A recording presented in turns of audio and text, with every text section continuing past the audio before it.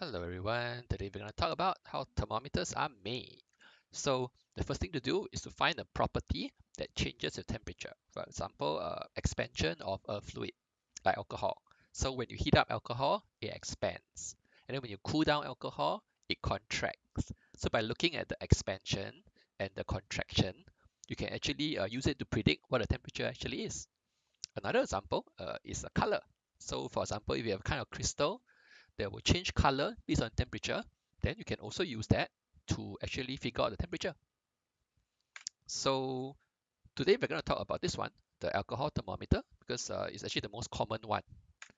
So what we do is that first of all, we will actually take alcohol and then we will put it into a glass container like this so that it can expand and contract. Let me draw. So initially, if you take a look at this, you realize that it has no markings on it.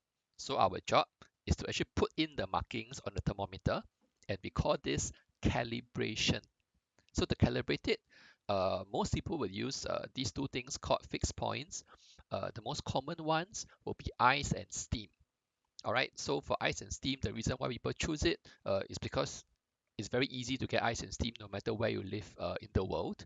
And also ice and steam are always at the same temperature no matter where you live, more or less. Okay, so the people will take this thermometer with no markings, they'll put it into ice. Okay, so for example, when you put it into ice, this is the marking, and then they'll write here that this is ice. Next, they'll take the same thermometer, they'll put it into steam. Then when you put it into steam, the alcohol will expand.